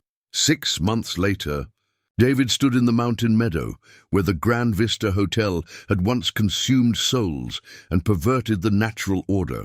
In his hands, he held a simple granite memorial stone, its surface polished smooth and engraved with names, 127 guests and 34 staff members who had vanished on October 13, 1967. Along with dozens of other victims claimed over the decades. The memorial had been David's idea, though he'd had to convince the local authorities through careful academic channels. He'd presented it as a historical marker commemorating an unsolved missing persons case, using his university credentials to legitimize the project. The truth about Blackwood's supernatural crimes would remain hidden, but the victims deserved to be remembered. Marcus arrived as the morning mist was lifting from the meadow, carrying his camera equipment and a thermos of coffee. His approach to processing their shared trauma had been different but equally purposeful. He'd spent months researching his family's protective traditions, learning about the spiritual heritage he'd never fully understood. The Native American Council approved the placement, Marcus reported, setting down his gear near the spot where they planned to install the memorial. Running Bear's descendants still live in the area. When I explained about the marker, they said it was time the victims were properly honored, David nodded, running his fingers over the engraved names. Dr. Harrison Pemberton, Emma Harrison and her family, the mysterious Blackwood Collection members, all now acknowledged as real people who had lived, suffered, and deserved remembrance rather than simply vanishing into unexplained mystery. "Any trouble with the authorities?" David asked. "The Park Service sees it as a legitimate historical marker," Marcus replied. "The local sheriff's department is just happy to have some kind of closure on old missing persons cases, even if it's only symbolic." They had chosen this date carefully, April 15th, exactly 6 months after their ordeal, and as far from October 13th as the calendar would allow. The spring season felt appropriate for honoring souls who had finally found peace after decades of imprisonment. As they prepared to set the memorial stone in its permanent foundation, David noticed something that made him smile. Wildflowers were beginning to bloom throughout the meadow, creating natural beauty that would have been impossible in the poisoned ground where Blackwood's hotel had stood. The mountain was healing itself, reclaiming the space for life rather than death. I had the dreams again last night, Marcus said quietly as they positioned the memorial. But they're different now. Happy dreams. I see them, Dr. Pemberton, Emma, all of them, and they're not trapped anymore. They're free, David understood. He'd experienced similar dreams, visitations from grateful spirits who had found their way to whatever waited beyond death. The dreams were peaceful, filled with messages of thanks and assurance that their sacrifice had meaning. They worked together to anchor the memorial stone. Using tools David had borrowed from the university's archaeology department. The physical labor felt appropriate, a concrete act of remembrance that would endure long after they were gone. I've been thinking about what comes next, Marcus said as they finished the installation. There might be other places like this, other Blackwoods who found ways to cheat death by stealing it from others. David had reached similar conclusions. Their research into the hotel's history had revealed patterns that suggested Blackwood wasn't unique, just more successful than most. There were documented cases of mysterious disappearances at remote locations throughout the region, incidents that followed similar patterns of supernatural manipulation. Elena's family traditions, David said, referring to the protective knowledge Marcus had inherited through his great-grandmother's bloodline. They didn't develop in a vacuum. There must have been other threats, other situations where ordinary people had to stand against supernatural evil. Marcus pulled Elena's locket from his pocket, the silver artifact that had saved their lives and freed 161 trapped souls. It had become his most treasured possession, not just for its protective power, but for its connection to generations of courageous women who had fought similar battles. We know things now that most people don't, Marcus continued. We've seen what evil looks like when it thinks it's hidden. We've learned how to fight it. The memorial stone stood completed in the morning sunlight, its granite surface already attracting the first spring flowers, as if the mountain itself was decorating the marker. The names of the dead were clearly visible, ensuring that Blackwood's victims would not be forgotten, even if the full truth of their fate remained secret. A covenant, David said, understanding what Marcus was proposing. If we encounter other situations like this, other supernatural threats that law enforcement can't handle, we intervene. They stood before the memorial as witnesses to their own promise. Two ordinary men who had been transformed by extraordinary circumstances into something their academic training had never prepared them for, guardians against darkness that most people would never believe existed. The mountain meadows spread around them in peaceful beauty, cleansed of corruption and restored to its natural harmony. But David and Marcus knew that peace required protection, that some battles could only be fought by those who had seen evil face to face and chosen to stand against it. The convergence is complete, Running Bear announced. European protection magic, native earth spirits, and the righteous anger of the trapped souls. This combination of forces cannot be defeated by one man's corrupted ambition. From somewhere above came the sound of splintering wood and crashing stone as the hotel's artificial structure began to collapse under the assault of natural forces. But the chamber where they stood remained stable, protected by the whistle's call and the spiritual alliance that had formed around it. Blackwood's voice rose to a shriek of rage and desperation as he realized that his careful plans were being destroyed by powers he had never anticipated or understood. As the natural forces continued their assault on Blackwood's corrupted domain, David noticed something that had been revealed by the cracking chamber walls. An iron cross embedded deep in the mountain stone, its surface blackened with age, but still radiating a different kind of protective power than the other artifacts they'd encountered. That cross predates the hotel by centuries, David observed, his archaeological instincts recognizing the primitive ironwork. Someone placed it here long before Blackwood arrived, Elena's spirit moved closer to examine the cross, her expression growing thoughtful. "Spanish missionaries," she said with certainty. "They came through these mountains in the 1700s, blessing sites where they sensed spiritual danger. This cross was meant to sanctify ground that the native peoples considered cursed." Marcus approached the iron cross, still holding the bone whistle that continued to call forth earth spirits. As he neared the ancient religious artifact, both items began to resonate with each other, their combined power creating a harmony that seemed to stabilize the chaos around them. Two different faiths, but the same purpose, Running Bear observed, his spirit form nodding approvingly. The missionaries understood what my people knew. Some places require constant vigilance to keep darkness contained. David realized they were witnessing something unprecedented in the spiritual battle. The cross represented Christian blessing, the whistle embodied native earth magic, and Elena's locket carried family protection traditions. Each alone had been insufficient to completely counter Blackwood's power, but together they formed a trinity of spiritual defense that the corrupt hotel owner had never anticipated.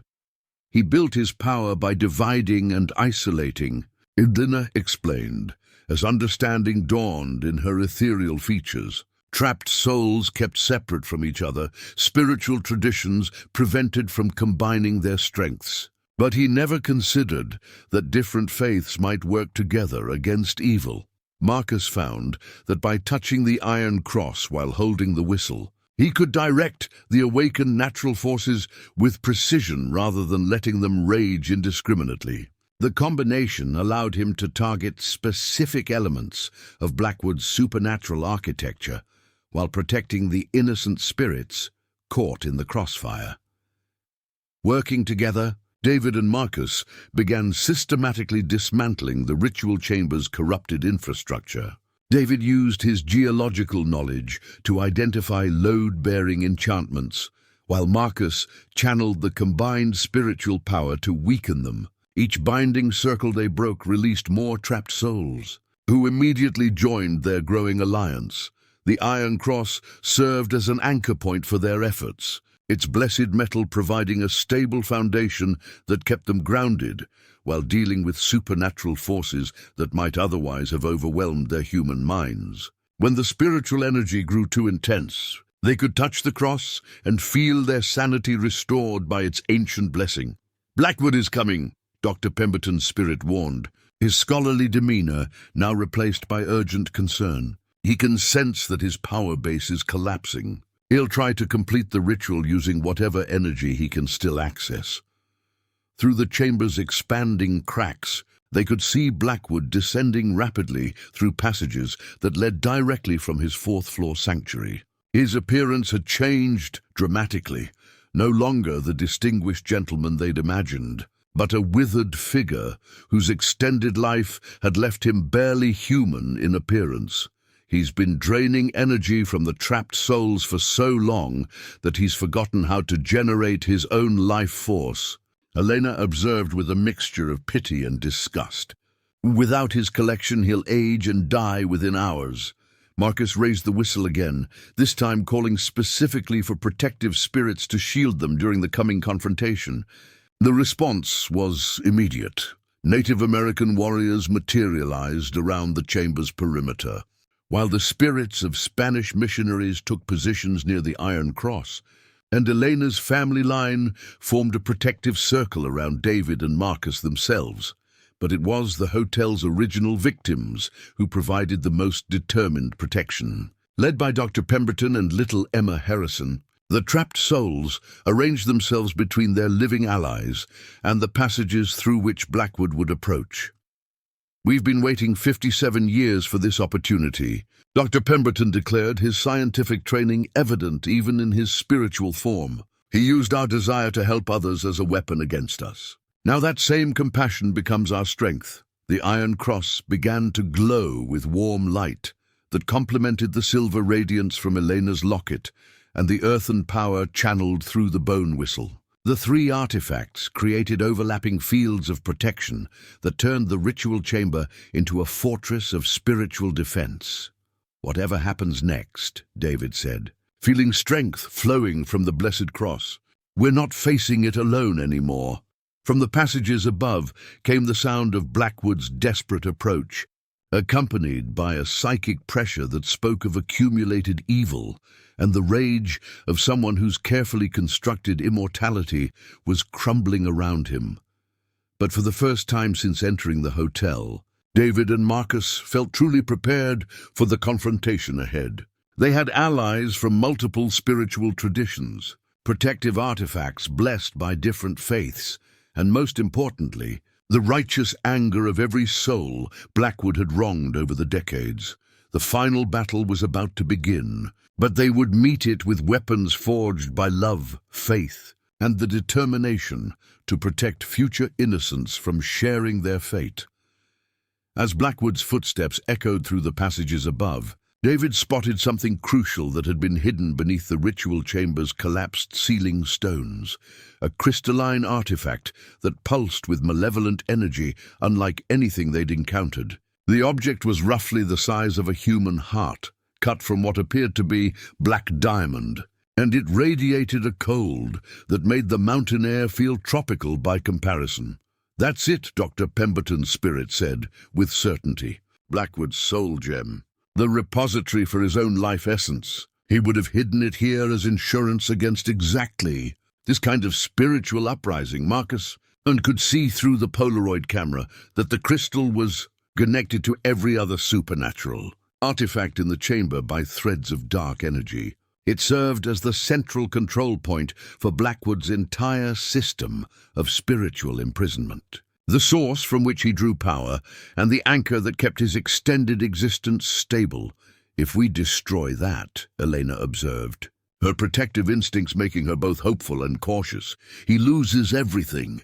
But touching it directly would probably kill any living person. The concentration of stolen life force is too intense.